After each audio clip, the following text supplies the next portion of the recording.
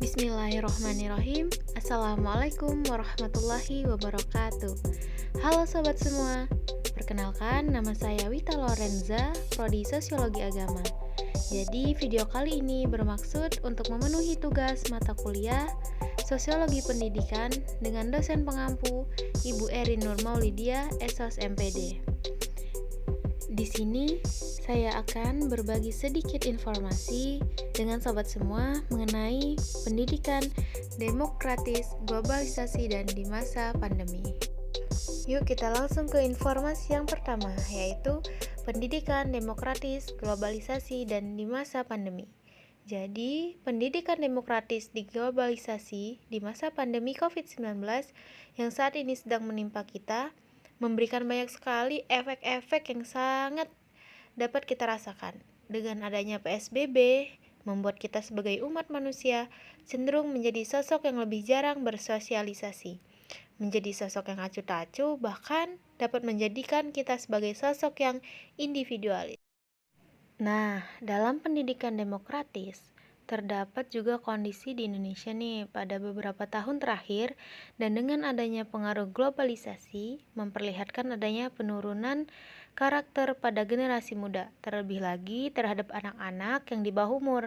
Dengan adanya perkembangan ilmu pengetahuan dan teknologi, terutama teknologi informasi dan komunikasi, telah mengubah dunia seakan-akan menjadi kampung dunia atau global village. Dunia menjadi transparan tanpa mengenal batas negara. Nah, kemudian ada informasi yang kedua nih mengenai model pendidikan demokratis. Jadi, menurut Zamroni pada tahun 2001, demokrasi adalah pandangan hidup yang mengutamakan persamaan hak dan kewajiban serta perlakuan yang sama bagi semua negara. Sedangkan Sadiman berpendapat bahwa demokrasi adalah menetapkan dasar-dasar kebebasan dan persamaan terhadap individu-individu yang tidak membedakan asal, jenis, agama, dan bahasa.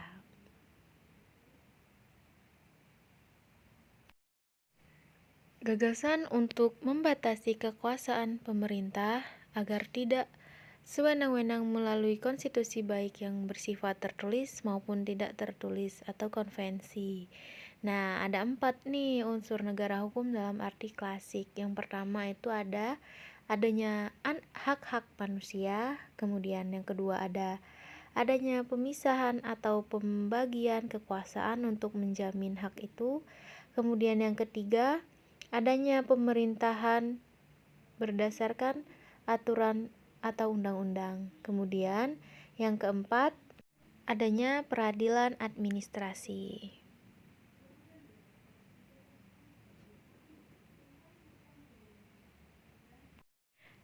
Yuk kita lanjut nih. Pada demokrasi dalam sistem pendidikan nasional di Indonesia yang diatur dalam Undang-Undang Nomor 2 Tahun 1989 Bab L Pasal 5 menyebutkan bahwa semua warga negara mempunyai hak yang sama untuk memperoleh pendidikan. Nah, artinya bahwa setiap orang memiliki kebebasan untuk memperoleh pendidikan dalam rangka mengembangkan diri dan meningkatkan pengetahuan serta kemampuan mereka. Arbi berpendapat pendidikan yang demokratif adalah pendidikan yang memberikan kesempatan yang sama kepada setiap anak atau peserta didik mencapai tingkat pendidikan sekolah yang setinggi-tingginya sesuai dengan kemampuannya. Kemudian ada menurut Kusuma mengatakan demokrasi pendidikan adalah pengajaran pendidikan yang semua anggota masyarakat mendapatkan pendidikan dan pengajaran yang adil. Masih mengenai demokrasi nih, demokrasi dalam lingkup pendidikan adalah pengakuan terhadap individu peserta didik sesuai dengan harkat dan martabat peserta didik itu sendiri. Karena demokrasi pada dasarnya bersifat alami dan manusiawi.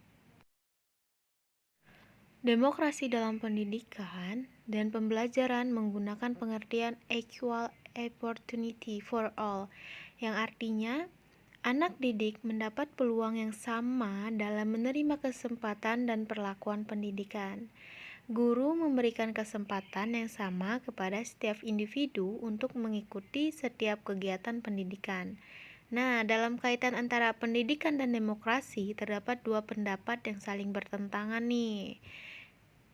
Yang pertama itu ada muncul di lingkungan penganut paham demokrasi liberal yang menentang sekolah dijadikan sebagai instrumen sosialisasi politik yang menguntungkan penguasa, sebab pendidikan akan menghasilkan lulusan yang tidak memiliki kemandirian dan cenderung menjadi robot.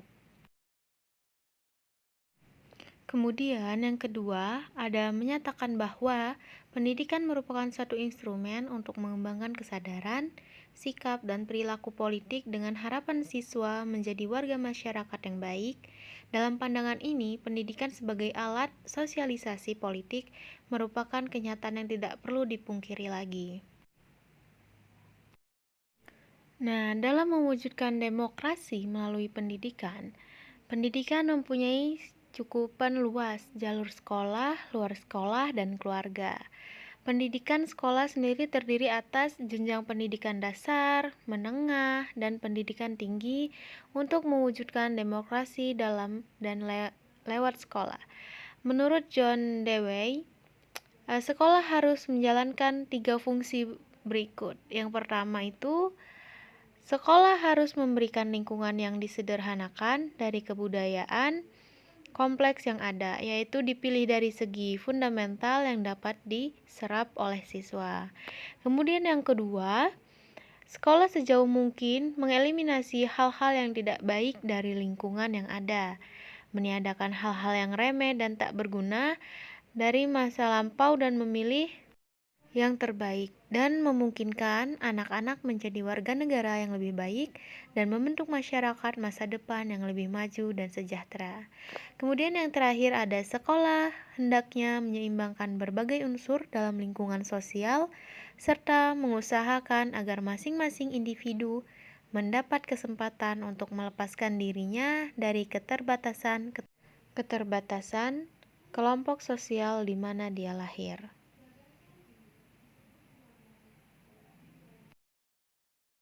Nah, kita masuk ke informasi yang ketiga, yaitu globalisasi pendidikan.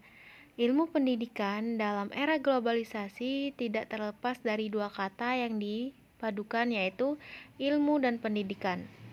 Nah, yang pertama kan ada ilmu. Ilmu itu harus kita ketahui dulu apa sih pengertian ilmu.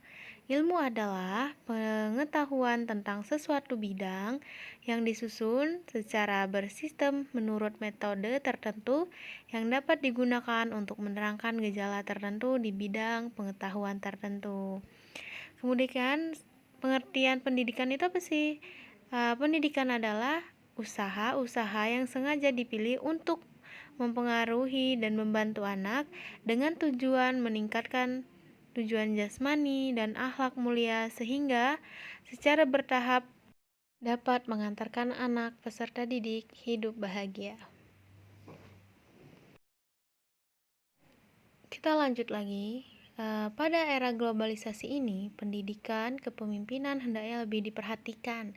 Guru-guru yang merasakan suasana kerja yang demokratis akan mempunyai kecenderungan untuk menciptakan suasana yang sama. Pendidikan sebagai pengaruh yang diupayakan sekolah sebagai lembaga pendidikan, yaitu anak remaja. Pendidikan dilakukan pada saat kita sekolah dalam arti luas seperti di atas yang dilakukan secara seumur hidup. Dalam rendahnya partisipasi masyarakat, UU SPN Pasal 50 Ayat 2 menyatakan bahwa peran serta masyarakat dalam pendidikan meliputi peran serta perorangan, kelompok, keluarga, organisasi, profesi, kemudian pengusaha, dan organisasi kemasyarakatan dalam penyelenggaraan dan pengendalian mutu pelayanan pendidikan. Dalam praktiknya peran masyarakat dalam pendidikan rendah. Misalnya nih, yang pertama, permisalannya ada masih rendahnya pemikiran masyarakat tentang pentingnya pendidikan. Ada kalanya dalam hal kegiatan sekolah kalau orang tua kurang mendukung dalam kegiatan sekolah tersebut, dan lain-lain. Kemudian yang kedua, ada rendahnya inisiatif kebijakan yang kurang demokratis. Telah dijelaskan kebijakan-kebijakan pemerintahan dalam hal pendidikan. Kebijakan pemerintah ini kurang demokratis dalam hal kurang meratanya pendidikan. Pemerintah hanya mempertimbangkan potensi pendidikan secara nasional. Padahal nih, setiap daerah potensi dalam hal pendidikan berbeda-beda. Masalah ini menimbulkan kurangnya demokratis kebijakan pemerintahan.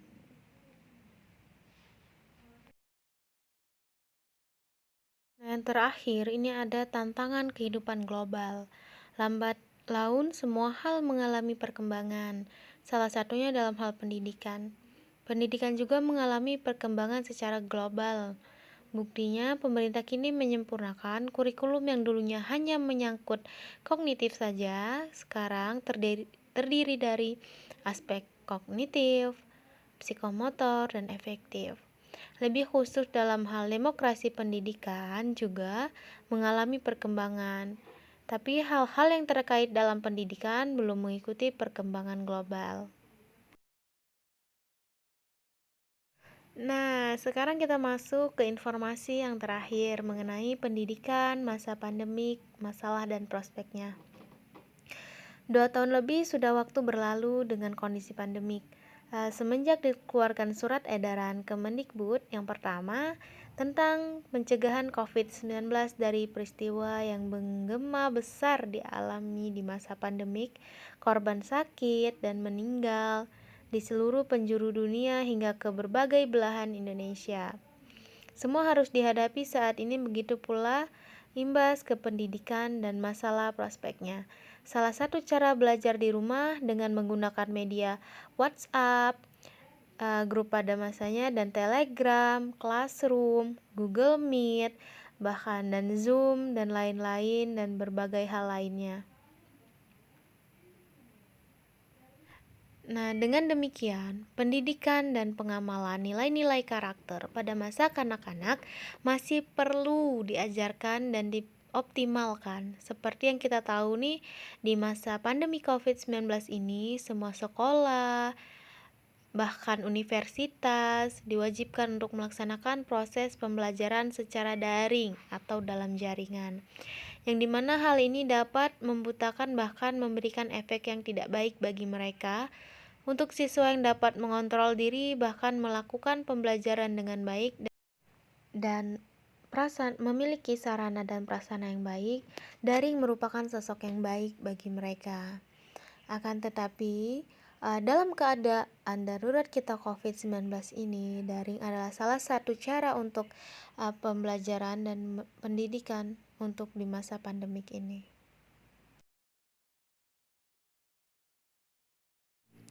Nah, udah masuk nih kita di informasi yang terakhir. Semoga kita bisa melalui bersama-sama pandemi COVID-19 ini, dan kita tetap semangat untuk belajar dan mencari pengetahuan, informasi dimanapun berada. Dari rumah, dari sekolah, dari manapun adalah pembelajaran. Semangat untuk kita semua. Dan terakhir, terima kasih untuk sobat semua yang mau mendengarkan dan melihat video saya kali ini. Kurang dan lebihnya saya mohon maaf. Kepada Allah saya mohon ampun. Saya ucapkan sekali lagi terima kasih. Dan wal akhir, wassalamualaikum warahmatullahi wabarakatuh.